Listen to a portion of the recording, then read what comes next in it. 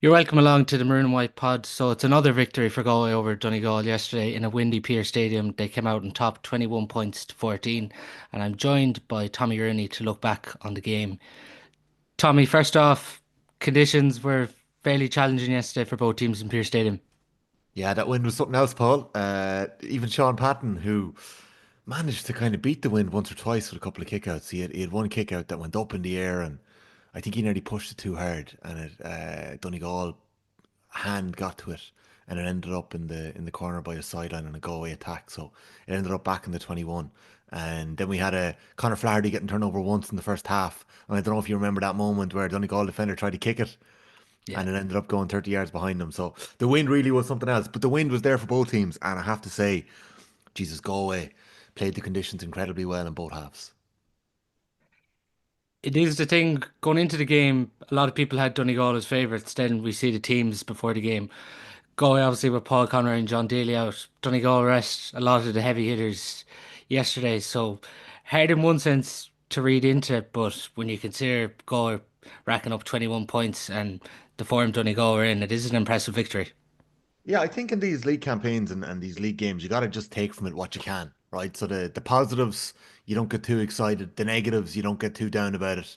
There's a lot of grey area in league football, and particularly when you're in Division One, and as long as you're competitive and you're in the mix, and you're not going straight back down, or you're not getting hammered as maybe a Meath or a Roscommon or a Westmeath or a who are the teams that come up over the last couple of years? Cavan, who would have just gone down straight away without laying a glove on anyone. So I think when you're in that kind of in the mix, you're competing, you're blooding a couple of new players.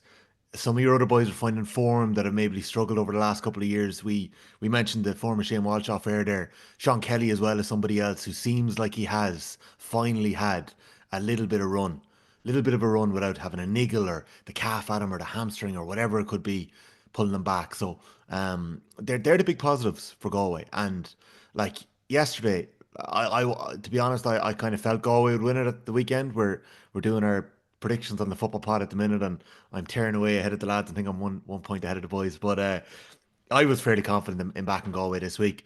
More so from the fact that Donegal had reached that magic number six that I heard them talking about the first night I covered them up in Ballybuffet against Dublin. McGuinness, McHugh, they were both talking about getting to 6 points. McBurty mentioned it the last day, and it just felt like Donegal had gotten what they needed to get out of the first couple of weeks of the league. And their next match is in March, right? So they've got 3 games in March, potentially 4 games in March if they get to a league final. And then, just like Galway, they're out. Possibly a slightly different type of championship game the first weekend of April. So I think teams are going to be thinking about it slightly differently, Paul, over the next couple of weekends. But somebody's going to end up in a league final accidentally. That's what I think I'm calling it this year, an accidental league final appearance.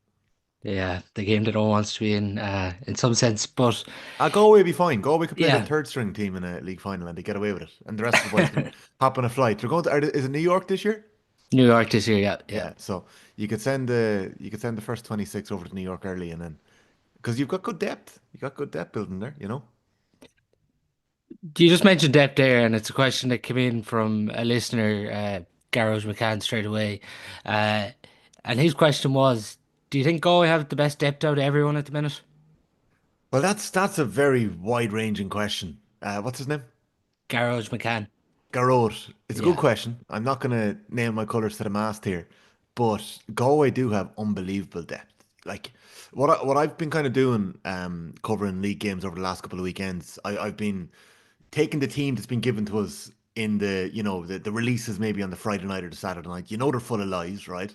Then you get your program and you kind of look through it, and there might be a couple of different names in it. And then 15 minutes before throwing, you're given another couple of names, right? And we were torn asunder. I felt so sorry for I think Jer Canning and on commentary for Tyrone and Kerry. He was obviously given a different team sheet. We were given different team sheets in Galway, Donegal, and it was very hard. Like some of the Donegal boys, they've similar haircuts. Conor O'Donnell, Darrow O'Boyle, the two O'Donnell brothers. They're hard to tell far apart. Owen McHugh and Ryan McHugh are cousins.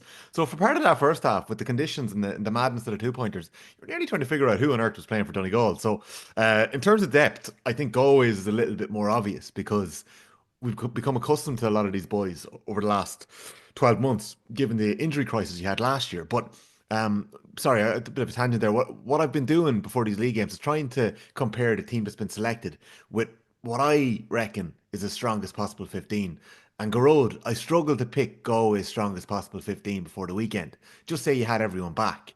Um, we might come back to the goalkeepers later, right? But just say you're picking Connor Gleeson in goals. Like, is your first choice back six? Like who on earth is it? Like, is it Johnny McGrath, Sean Kelly, Jack Glynn, Dylan McHugh, John Daly, Liam Silk?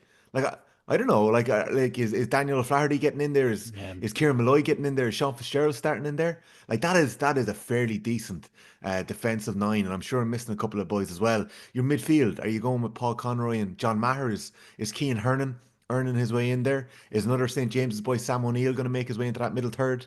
Your half forward line. You've got McDade who didn't appear at the weekend. Matthew Tierney, who obviously saw that red card early in the first half or at half time. Probably Keane Darcy because of the strength that you need around that middle third. Like, is he in your middle third? And you've got Finnerty, Comer, Walsh. Like, what's your strongest 15, Paul? Like that, that's me coming from the outside. What would you say would it would be? I think it's very hard at the minute to not have Daniel O'Flaherty in a 15, given he's probably been one of the top performers. And then it's mad because like Jack Glynn hasn't featured that much. We've seen him come on the last day. Sean Mulkern hasn't featured that much. Like who plays at six? John Daly's been there. He hasn't been there. It's interesting. Sean Kelly played there yesterday. Sean Fitzgerald obviously came in at fullback. I expect midfield will probably say the same. Conroy and Maher. So who's Uh, your who's your who's your six attackers then under these new rules? Who would you love uh, to see lining it? I think it'll be McDade, Tierney, Darcy, Finnerty, Comer, Walsh. I think it's hard to look past that six.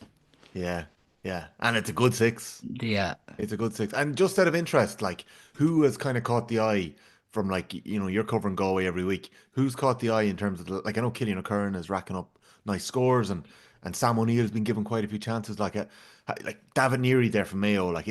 We were talking about it on the football pod last week. When does a rough diamond, become cut sharp enough for the summer? And David Neary's certainly putting his hand up. Whether he's done enough, I don't know. But have Galway any breakout stars up top that might be kind of putting the hand up for the summer? Yeah, it's interesting. Obviously, we've seen a lot of Finian O'Lee in the first few rounds. He looked like he was bringing a kind of different dynamic of just raw pace and transition. Cod Sweeney, too, has been very Mm. good in the few games. There, the two, there's been no one really, but I would say look out for Matthew Thompson. I think there's something in him. He got Seen him, minutes yesterday, didn't he? He came on yeah. late. Yeah. Yeah, his 20s last year and has been very good for Salt Hill. He's a very good shooter. I think as the league goes on, we could see it because if Galway potentially get another victory, they're probably on their way to a league final. So He's an inside forward, is he? inside forward, but he could play anywhere from the 11 to inside line. He could play It's the 10. interesting. Yeah, there's 10 or Well, I'll 12. tell you what, options, and you know yourself from covering games over the last couple of years, depth options are going to be so important. But like, you look at the Donegal team that was named at the weekend and the team that they could have, you know, later in the summer, like, Patton and goals for sure. You're probably going with a similar full back line to last year and in Kieran Moore, Brendan McCall, and Patter Mogan. Like maybe they're missing one of their three back that you might want if they're up against a strong defence there. Ryan McHugh, McGonigal, Noam Bon Gallagher in the half back line. Probably Hugh McFadden and Michael Langan in midfield. And then you've got Darrow Boyle, Kieran Thompson, Conor O'Donnell, who I think's been brilliant. Patrick McBurty, Oisin Gallen, Michael Murphy. And that's leaving off the O'Donnell brothers, Jamie Brennan, Mark Curran. So, you know, Jason I, McGee as well. We haven't seen much of him.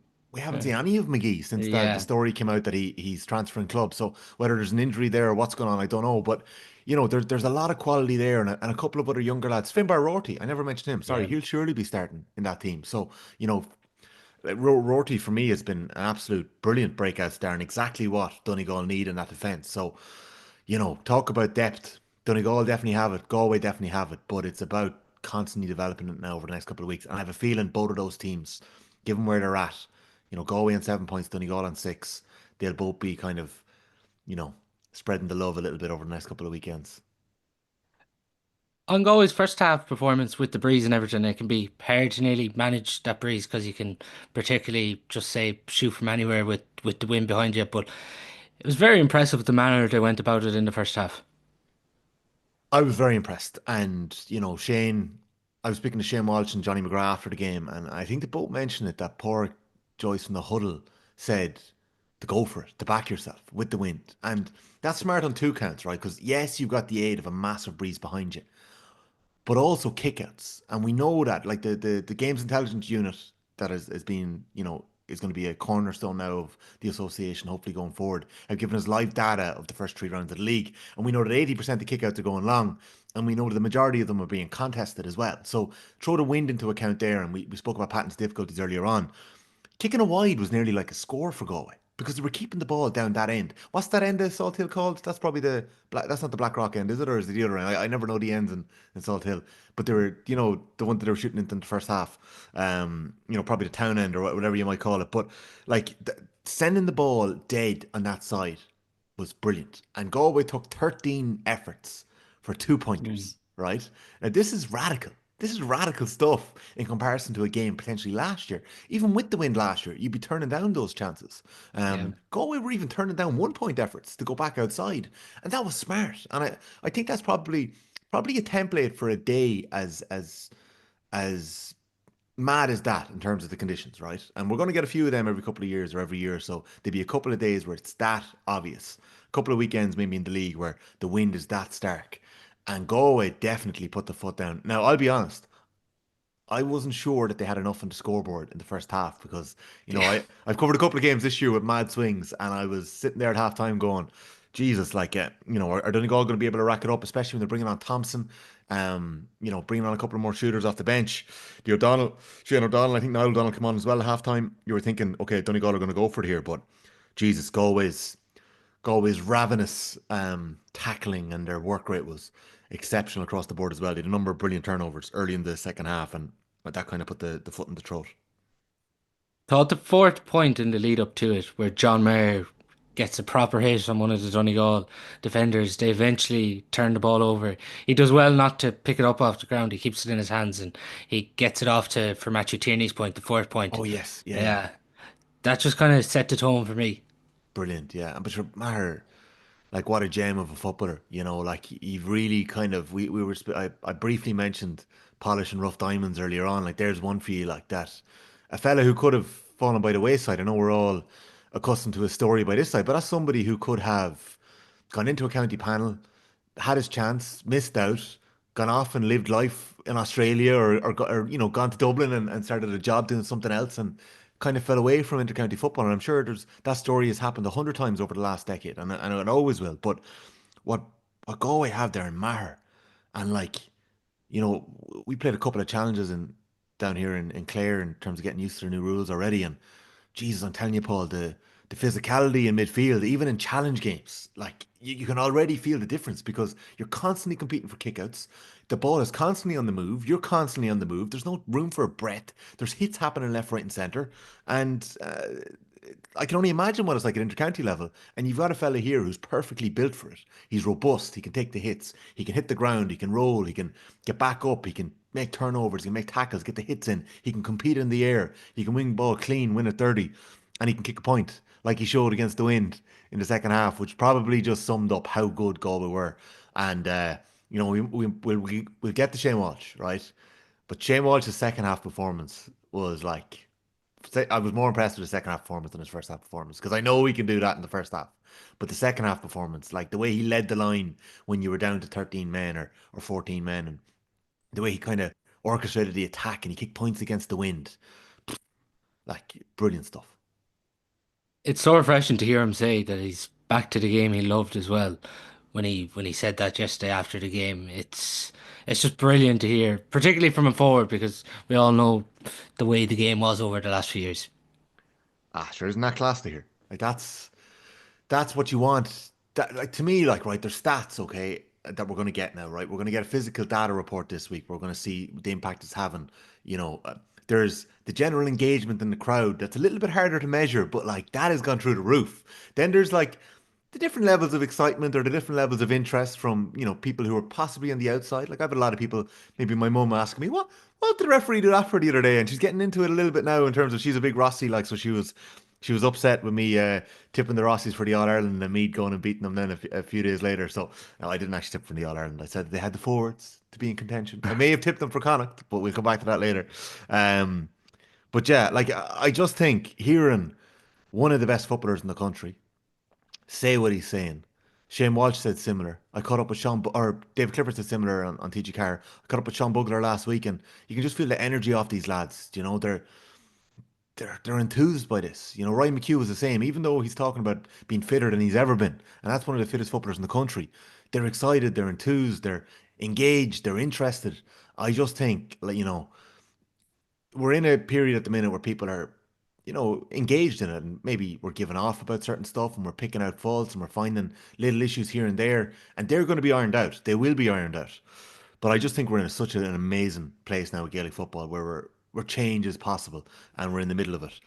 One thing I'll note: what a shame that Congress at the weekend marginally voted against the ability to make changes every year. Like, the fact that we have to wait every 5 years, I think, probably led to us, probably led to the FRC making 47, 50 rule changes at once, because they have to wait 5 years to make any more. So, um, the radical moves, right? And we're seeing teams adapting to them in different stages, but Galway have adopted very quickly. I would say I was actually up at Dublin Derry Saturday night up in Croke Hmm. Park. I would say this new game is different gravy up in Croke Park. It's the space for forwards up there compared to Pearse Stadium. It was yesterday. It's going to be a different game up there, I think. I agree with you. I watched Mayo Dublin there that night as well, and the speed was off the charts. I think there was one 2-pointer kick that night. A Mayo man, I think Fergal Boland kicked it that night, and Conor Callahan obviously comes off the bench. But we talk about depth, right? We talk about diamonds. The Dubs are obviously polishing a few at the minute, Yeah. and they're bringing back a couple of their bigger boys. I think the Dublin we see in the summer will be as different to the Donegal we saw at the weekend, and possibly the Galway. Where I think Galway are kind of think I think we can kind of take Galway at face value at the minute. I think they can bring it up their levels. I think they can obviously, but I don't think we're going to see anything radically different from Galway. I'm not saying that in a disparaging way. I just think that they're a very effective team, very strong across the pitch. Whereas I think Donegal, tactically, there might be different tweaks, and I think the Dubs, I think we'll see a totally different Dublin later on. I also think we'll see probably a different Kerry than what we're seeing at the minute as well. Is that fair? I don't know. Yeah, no, I think it is fair. There's actually it brings me on to another question that a listener, Connor Mitchell, came in with. He said, "Can Galway sustain the performances they're giving at the minute, or is this going to be an example of Derry peaking last year in the league?" I don't think they're a Derry, right? And and Derry is the one that's going to be thrown about this year because of what happened last year. There were so many different things going on beneath the surface in Derry last year, and we know them. There was issues in the camp, like there had to have been. There's murmurings that there were all sorts going on, right? And yes, their form dipped off a cliff, but they were also there was an element of they're under a new management team and they got destroyed. The kick out got destroyed by Donegal. And that can rip a team asunder. That can rip the heart out of a squad and momentum. If Galway just keep quietly building, and as we said at the start here, you don't get too high, you don't get too low during the league. You just quietly keep building. Galway obviously have the benefit of being in Connacht, right? In the sense that they'll get their game in New York. You'd imagine they'll get through it. Then they could ramp it up again for the Rossies, who could catch them, but they'll be favourites for that. And then they're going into a Connacht final. But either way, they're going to end up in an All Ireland round robin group stage, which we have this year. So Galway are guaranteed 5 championship games before getting to the knockout stages. So Galway can keep cooking as the year goes on. So I don't think that's going to happen. I think the depth is there. I don't think we're going to see them blowing up in the next couple of weekends. What I would say though is that you're probably going to see, Paul Conroy, was it a flu at the weekend Yeah, that he wasn't there? Killy McDade was even on the bench. I think he had a knock. I don't think he was. I don't think it's that worrying about. We'll probably see Comer back towards the end of the league. That was the sense I sort of got from Joyce afterwards. I don't want to misquote him now, but he was kind of he dismissed one or two questions about him. But I thought I heard him say won't be back anytime soon, but will be back in the league. I don't know if you remember I that one. think I heard him say that he wouldn't be back for the Tyrone game, but they'd Yes. hope that he'd be back for the final two then. Yeah, Uh, so that'd be great, and it'd be brilliant, obviously, to get football under his belt as well. But like, just looking at the league table, right, you're facing a Tyrone team now that have kind of has Tyrone have done over the last little while under a new management team, blown hot and cold, right? They're on 2 points. They need a win, right? They've done a goal as well to come, and I can't remember Tyrone's final game. So that game in Tuam Stadium is going to be interesting. Like, do Galway just maintain the momentum and then take the like? There's a wee break there of a week. Is that when they kind of taper off a touch? maybe throw in a couple of new players, or did they use next weekend to kind of rotate a little bit and then come back at it again against the Dubs in Croke Park? Because there's no harm getting the game in Croke Park under your belt and getting a couple of more players exposed to playing in Croke Park. The more you can take, the better. And then the last game of the season, isn't it? Is it Kerry in Pearse Very. Stadium? Yeah. Like they're, Tyrone, Dublin, Kerry, like no harm giving exposure to some players that possibly are on the brink there of breaking in, or you may need them if there's an injury to somebody later on in the year. And again, you don't want to give 13 new players a go in one game. You're going to kind of breed them in with some of the starters as well. So I think you'll see fairly strong Galway teams. I don't think they're going to get 3 wins out of the next three, but I think they're going to find themselves in a league final. It brings me on to a tough question for you. Who's your All Ireland favourites at the minute? I don't really like this question, Paul. I don't. And I got asked it a couple of weeks ago on, I can't remember, was it Off the Ball Breakfast or the Football Pod? And I kind of hemmed and hawed and eventually just threw Donegal out. I honestly think it is that open. Genuinely. I honestly think it's so open. I think the smartest footballers, the smartest coaches are going to win the All Ireland this year. The team that get most accustomed to the rules and roll with it and embrace them. I think a team that goes for the 12th man, now whatever happens next week, right? There's a football review committee review after round five. There's a chance that some rules will be tweaked or changed. I would say there's a very good chance that we'll see a tweak to the black card, red card rule with the three up, where a Yeah. team who suffers a black card doesn't have to keep as many players back up or in defence. I'd imagine we'll see a tweak to that. I'd imagine we might see a little bit more wriggle room around the three up rule, that it won't be as punitive unless a team really means it, like, a breach. I think there'll be little things cleaned up. I actually hope they don't change the 12v11 with the goalkeeper. I really hope they I don't. I'm the same. I find the whole conversation a bit exhausting because it seems to be everyone's just giving out about it, but I don't think it's as big, and I think it adds to it, even the keeper coming up as well. Well, like you look at the teams with, let's say, arguably the three best goalkeepers for coming out the field, right? And I know every team is trying it. Evan Comerford kicked a point at the weekend against Derry. Evan Comerford's not doing that in an All Ireland semi final, and I'm not saying that in a disparaging way. But if Evan Comerford is coming up the field in an All Ireland semi final with a heaving Crow Park, he's getting targeted and nailed and swarmed. There's no way he's kicking that point, right? But the three players that can probably beat a man or affect the game are Beggin from Monaghan. Monaghan have won 2 games and they've lost one. We've got Morgan from Tyrone. They've won a game and lost two. And Rafferty from Armagh. He started 2 of those games and he came off the bench and won. They've lost two and won one. Um, sorry, they've lost another, haven't they? Yeah, they've actually both drawn one. Armagh have drawn one, and Monaghan have actually, yeah, sorry, I butchered that. But my point is, they're not ripping it up, right? And my real point is, you don't have to force it. You don't have to have a goalkeeper to be the 12th man. Galway did it at the weekend. I thought it was quite smart. They started Flaherty in goals. I was interested to get a look at this lad. Definitely has a lot of qualities on the ball, right? But I love the manner in which they switched to Gleeson at half time. I'm not sure how that went down across the board, but like Gleeson, the little bit extra experience, he did really well on the kickouts in the second half. I think Galway lost one, two, three, four, five, six, and 5 of those 6 came when the game was pretty much over, when Galway were 10 points up with less than 10 minutes to go. So, like, you know, I honestly think that a lot of teams are forcing this 12v11 and it's not needed at the minute. This is a very long winded way of answering, your question, who are the All Ireland favourites? Like, it's very hard to have a favourite. Even the bookies keep changing. I think they're after flip flopping again this week. My power rankings aren't budging for another week or two, but I'd have Galway right up there. I'd have Donegal right up there. I'd have Kerry right up there. How could you discount the Kerry team? Clifford gets 50 minutes on the field and he scores 3-3. The Dubs with Con coming back. And Armagh, right? Armagh, everyone is dismissing Armagh. I wouldn't dismiss Armagh, genuinely.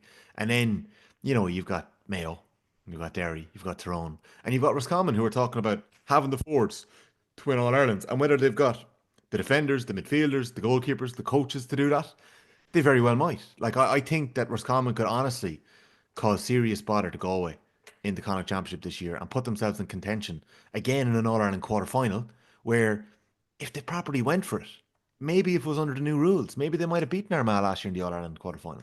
But doesn't everybody say that about playing Armagh? We should have beaten them. I think it could be time though to push Galway up in the power rankings now a bit. Are you sure now, Paul? Because a lot of Yeah. counties now would be, pulling me to the side and saying, keep us down there. Don't be pushing us too high up. I'm only wrestling. I'm only wrestling. Yeah, Galway definitely. Galway are top two definitely right now. I'm not sure I would take a league game in Salt Hill with those conditions, give it the weight that it deserves to put them right up to number one.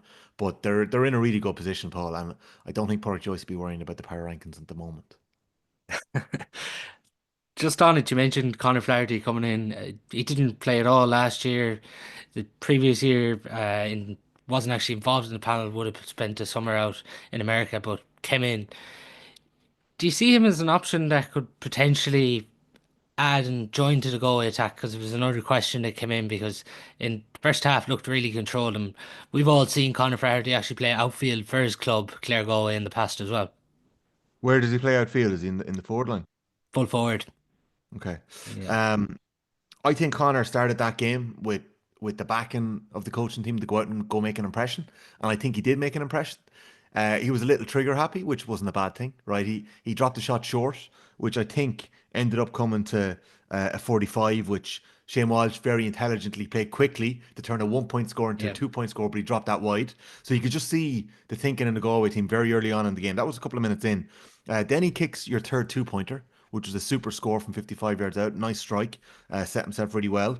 He got caught in the ball then, and we Yeah. had that the kick in the air from the Donegal defender that went backwards, so we got away with that one. And then he had a wide from a 2 pointer that was unlucky as well. It probably pushed that one a little bit.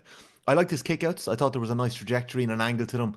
Two were one clean. Matthew Tierney won one, and John Maher won another. I think they were both on the stand side.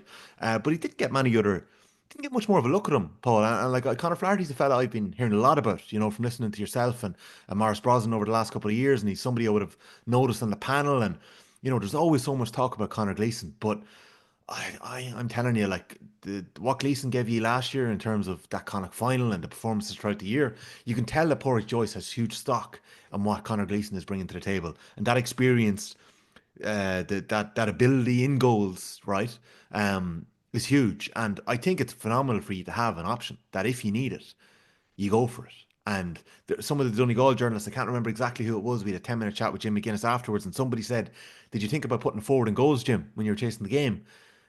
And he looked at him and he goes, "To be honest, yeah, we toyed with that at half time." Right. So we could have had a situation where both teams are swapping goalkeepers at the break. Like, and to be honest, I find that quite interesting. I don't want that to go yet. I want to see what happens this year. And I will put it on the record that a team that puts too much stock in the 12th man, in the goalkeeper, will not win an All Ireland because of that. I think a team is more likely to lose an All Ireland by trying to force the 12v11. And genuinely, I say that for club championships as well. I think the teams that try and force that 12th man, if you naturally have it, fair play to you. But if you try and overly force it, I think you're going to get caught. It's interesting on the goalkeeper debate there. The distance on Gleeson's kickouts is probably just what has him ahead of Flaherty at the minute.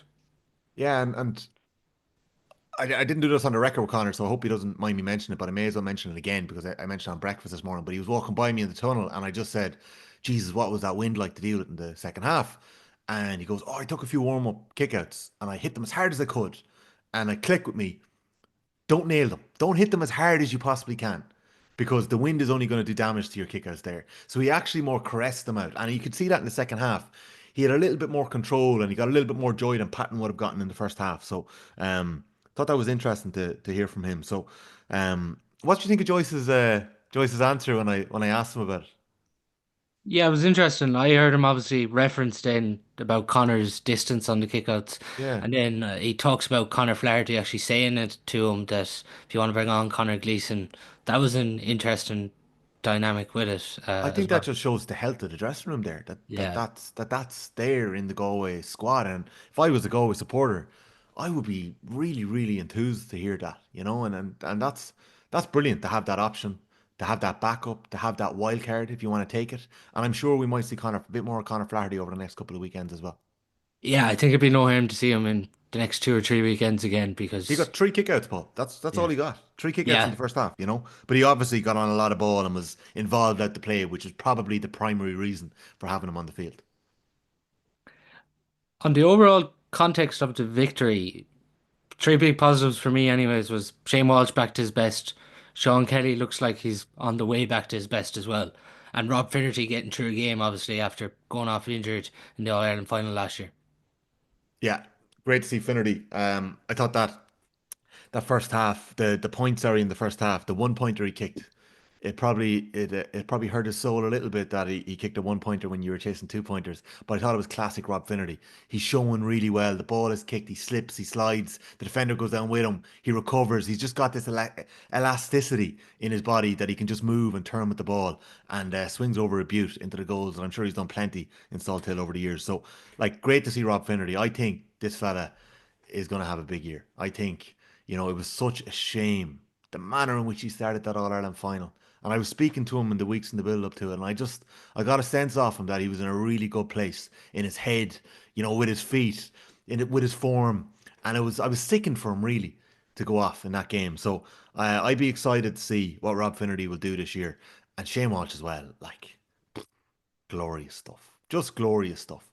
Um, and I would have listened a lot to what Morris was saying last year, Morris Brosnan, when he was talking about Shane Walsh and talking about the work rate he was putting in off the ball and how people were sleeping on it a little bit, just how hard Walsh is working and the role that he's playing for Galway. Even when he's kicking, you know, is it 12 two-pointers so far? He's kicked 30 points, 12 two-pointers. Even when he's kicking the 11 points yesterday, he's still involved in so many turnovers and so many key moments for his team. Um, and he was kicking himself. I think he played this lovely kind of punted outside of the boot ball. I don't even know how he did it. He kind of just stabbed at it and it went by the fingers of one of his teammates and out over the sideline in the second half. But he was kicking himself for not executing that skill because I'm telling you, the most skillful footballers are the ones that are going to make hay. And that's defensively and offensively and in the air. The teams that can execute the skills under these new rules are the ones that are going to do the best. It nearly feels like a cheat code when you have Shane Walsh with those 2 pointers. Telling you. I'm telling you, if you're a fella like that and he can do that, absolutely. Do you know? And like, I also think, look, I also think it's a shame that we're not seeing a 4 point goal. I might get in trouble for that. I think some people think I'm too enthusiastic about these rules. I would have liked to have seen the 4 point goal in action in the league, and I would have seen, would it make Shane Walsh think about it in the first half about going for a 2 pointer? Would he actually think about going for broke if you're trying to build up that lead in the first half? Um, so it's that.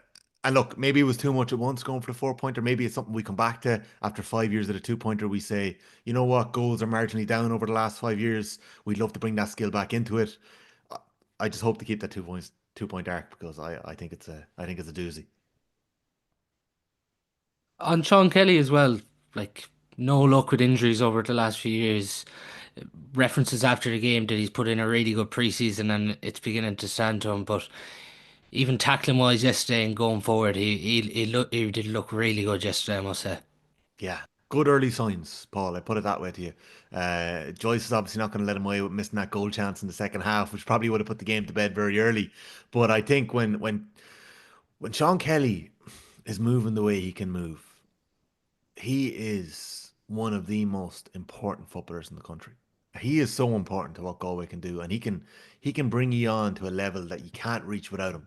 He's a bit like Walsh in that regard. Like minus Shane Walsh, minus Sean Kelly, Galway are still a very, very strong team. You still have the depth, but you don't have that X factor in defence and attack. And I just think Kelly can just provide that link for you, and obviously the leadership as well. Such a huge asset. We haven't seen enough of him. Do you know, we've been we've all missed out on Sean Kelly over the last couple of seasons. So I'd be excited to see him now. I hope he keeps building on his year so far, and he keeps getting to the levels that he can get to. Still probably miles off where he wants to be, but it's a good start. Before half time, Matthew Tierney's red, Hugh McFadden, a lot of debate around it. Do you think Mm. it was a red? I've got the game kind of rolling here on my iPad while we're chatting. I see Joyce chatting to David Coldrick walking off the field there at half time. Watching it live, and I was, the part of the press box I was sitting in, I was in the kind of radio Mm. area. Um, I didn't think it was a red card immediately, but we've got Colin Collins as our club coach in Cratloe. So Colin has been kind of banging the drum about head high hits for a long time. He's kind of killing us in training. If you're like, I would be relatively tall, so he's always on to me about getting down low. He was like, "You're going to get stung by referees if you're tackling up high and you catch someone accidentally." It's a big thing that the Football Review Committee are focusing on. I think it's a big thing that Gaelic Games has to focus on. The power and the strength of players at inter-county level, never mind club level, has gone through the roof. And if you're catching a guy at that speed, that hard, whether you mean it or not, it's dangerous. And I don't think Matthew Tierney meant it. I think he meant to put him on his hole and to send Donegal into the dressing room with their tails even further behind their legs. I don't think he meant to hurt him in any regard. So maybe with something like that, it should be an orange card or should be, a 20-minute red card like we're seeing in rugby. But I don't think we're there yet in Gaelic football. I think head high hits are going to be done away with. I actually didn't even think he caught him in the head until I saw still in the Sunday game letter that night. And you can see that the shoulder does make contact with the head at some stage of the frame. You could say it was harsh, but also David Coldrick, very experienced, very good referee. I think he made the call that he felt was right at the time, and that's all you can ask of somebody. Probably a bit of grumbling coming from the stand in Salt Hill that the linesman got involved, but we need the linesman to get involved. Probably a bit of grumbling. I took a video, it's on my Instagram, a couple of fellas roaring, "Sit down, McGuinness," as Jim was raising his voice. But sure, look, that happens on the sideline in Salt Hill quite a bit. Remember David Burke last year and Michael Donoghue? Yeah, we So all remember that, Tommy. there you go. It's Not to it's just not to relitigate that one again. that's just the danger when you do hit the head, and that's obviously what he got the red for. It'll be interesting.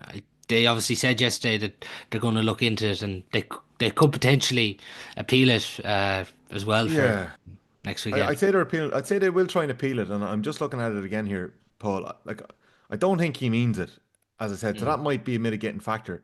But yeah, I don't know. It's look, best luck with the appeal. I don't think Matthew Tierney deserved a massive suspension, but there's probably an Yeah. important moment here in terms of the precedence that's been set for the year, and that this is being brought in head high hits, and there is contact with the head. As I said, I only really saw it on one still, so we let the CCCC or the DRA or whoever they're bringing that appeal to do it. Matthew was obviously devastated after it. He clearly didn't mean to hurt him, so we'll see what happens there.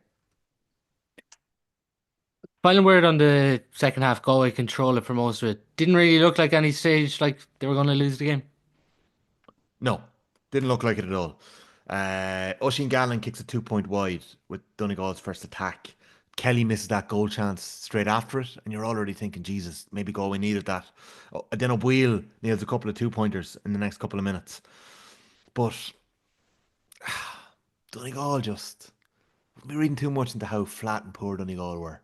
They just weren't at it. And I didn't get the sense afterwards. I got that they were disappointed.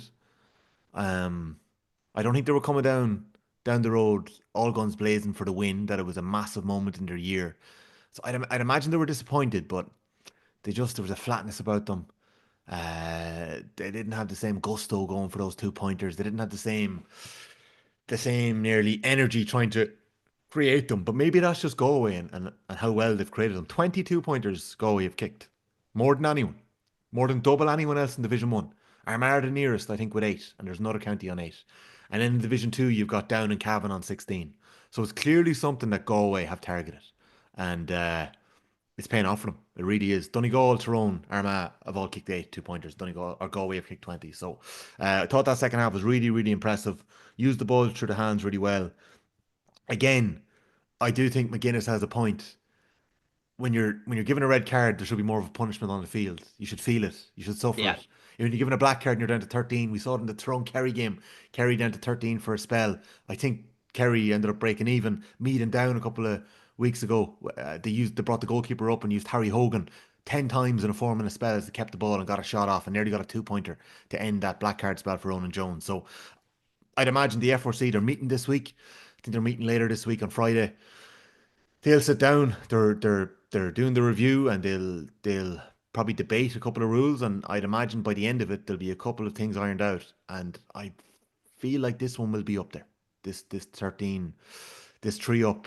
Not having to keep three up when you get a black card or a red card. I feel like that'll be up there in the debates this week for them. Yeah, feels like the biggest change they need to alter with the when it comes to the new rules. Because in fairness, from a Donegal perspective, if it happened to Galway, you'd probably be giving out about it. But uh, Yeah, and I think it's just like, look, we all have opinions, Paul, and we all probably have our own inherent biases when we're watching these new rules and things that we like. Shane Walsh loved the two-pointer. Um, we can't blame him. Do you know what I mean? But like, I also think the two-pointer, in a general sense, is bringing serious entertainment. I think it's rewarding a skill that actually wouldn't be there. A long range score. There's something to be said about a fella who can pull the trigger from that far out and curl a ball over or whip it over at the outside of the boot. It adds so much excitement, and it actually takes away from trying to work that perfect score, that percentage shot, the controlled game that we've seen for the last couple of years. And it allows for a couple of more wild cards or rogues or jokers in the pack to emerge to actually, no, we've actually got this skill set and we can utilize it. And I think that's worth bearing in mind when we're looking at these rules. That we may not like the goalkeeper being, as James O'Donoghue put it on the football pod so eloquently during the week, we've made the keepers the fucking center of the universe. He may not like that, and he's exaggerating a touch, but like I don't know. I want to step back and I want to actually see this play out across the whole season. And if we need to clip the wings at the end of the championship, I think we'll have an entire year of data to do so, and we can make a more informed decision then. Um, I just think that this is such an important trial year. It's a year divided by five. The only time we can make changes in the GA, in terms of on the field. So this is a big one, and I just want to see us give it as much opportunity as we can. So that is why I'd be calling for the football review committee to hold fire on the majority of them. If there's something egregious there, if there's an issue that clearly needs to be ironed out, or something that we can do to make lives easier for referees or players or coaches or supporters, do it. But I think any of the main rules, I wouldn't be changing them too much. you talk about Shane Walsh loving two pointers. I listened to your interview with Johnny McGrath yesterday after the match. It's probably the first time I think anyone from Galway really heard Johnny McGrath talking to the Really? media. Yeah, I never heard him do an interview You before, so serious? yeah, I'd say that was the first one. Yeah, Well, he was walking down the tunnel towards me, and I was, you're keeping Jonathan Higgins caught up with John Maher last week, and I've caught John a few times, and Shane Walsh. I didn't realize Shane was going to talk to us, but it was brilliant to get Shane as well. I know Shane was talking to a couple of journalists, but when you're there and you're kind of, and look at some counties, Paul, like I know you know yeah, yourself, some counties like I had a player from a hurling county a couple of weeks ago who won man of the match, and he'd done a man of the match interview, and I was trying to grab 30 seconds with him, and it was shut down by two Puros. I just thought that was ridiculous stuff. First round league game in bloody January with a fella who's after winning man of the match. I'll be honest, I just thought that was egregious stuff. I won't go naming anybody. And I've actually the first time I've thought about it since, and it's actually annoying me even more now that I've thought about it.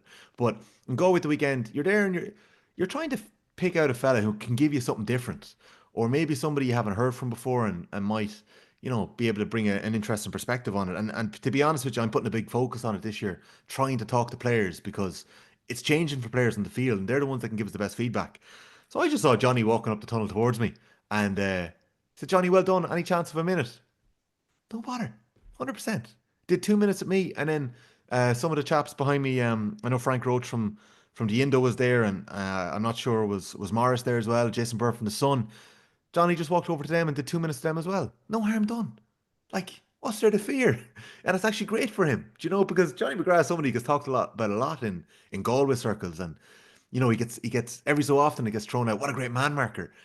But Jesus Christ, we know so little about him. So I thought it yeah, we was. haven't actually heard from him. Yeah, I didn't that's the realize thing. that. That's Yeah, that's a, that's a shame. And you know what? Fair play. I thought it was well ran yesterday. There was a bit of a delay. I think getting the managers out and TG Carr were waiting for them, and while we were waiting, Paul Burns brought out and Michelle with Galway brought out Shane Walsh. Really engaged in 5 minutes, and then you got Joyce out for a couple of minutes, so that was really good. But I would hope that counties don't shut down players having a chat, after a game as well. I just think there's something with it. There's only so much you can talk about after a game as well. There's no real danger for where it's going to go here. Like you're just trying to get a bit of perspective on a match. So I just think there's an awful lot we can do in that regard to actually allow a bit more of personalities to come out. yeah, really interesting to hear him. Like he's relishing this Yeah. with the one-on-one, and it's no surprise when even we're looking back to his stats last year, just incredible, and he's building again for another impressive year already. Like And he's relishing it, Paul. Like he's yeah, excited for this one-on-one defending. Like. Yeah, like he did some job yesterday on Gallen. Yeah, and like he did 100%. I don't think it was the day Mm, to read a huge amount into that either. Um, I'd love to see Oisin Gallen and Johnny McGrath going at it now in Croke Park again next year. Did he take Gallen last year in the All Ireland semi final? I can't remember. You might. I don't know. I actually can't remember who he took last year in the All Ireland semi final.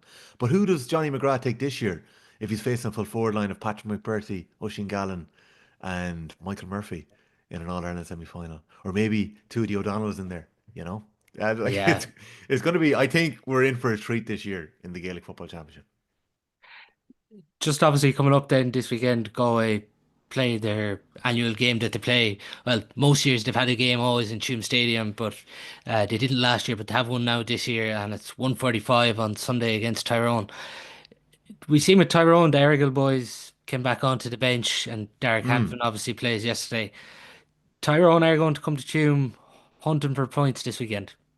Yeah, I think they are. I think that's going to be a big focus for them. I think that in fits and bursts, Tyrone have been good, right? And I actually think as long as they stay up here, Malik O'Rourke will be delighted with this league campaign. He's a new man. It's not easy, right? He's a new management team under new rules with a new county. I know he's living in the county, but it's a new county. There's a lot of turnover in Tyrone over the last couple of years. The expectations are still very high. The structures are there. You're not being brought in for a transition here. You're being brought in to make us contenders very, very quickly. So I think he's gotten the balance quite well.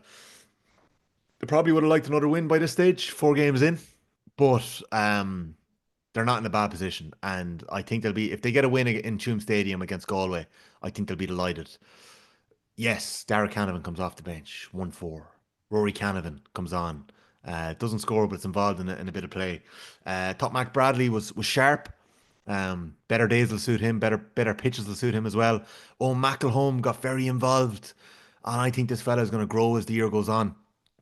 Very, very impressive. And then their midfield of Kennedy and Kilpatrick, they're two monsters in the middle. So they'll compete with whoever Galway go in the middle there as well. So I think it's going to be an interesting game, Paul. And, I wouldn't be too worried if Tyrone come out with the win next week because I think they're due a big performance.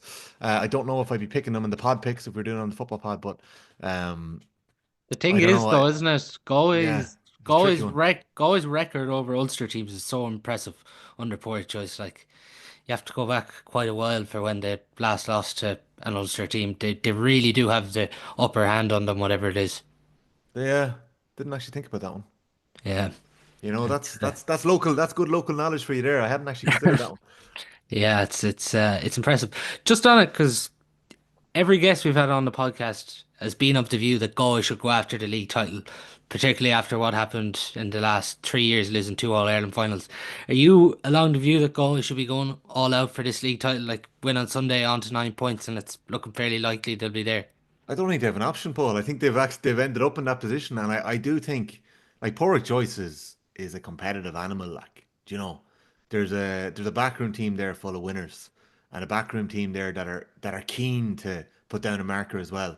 Division One title is not to be sniffed at, and that would give you serious credit in the bank going into a Connacht Championship with the squad and what you're building there and the amount of depth. I think if you can spread the love a little bit with some of the players and still get there, it's a big thing. And I think they can because I don't think any team is going to be fully at it.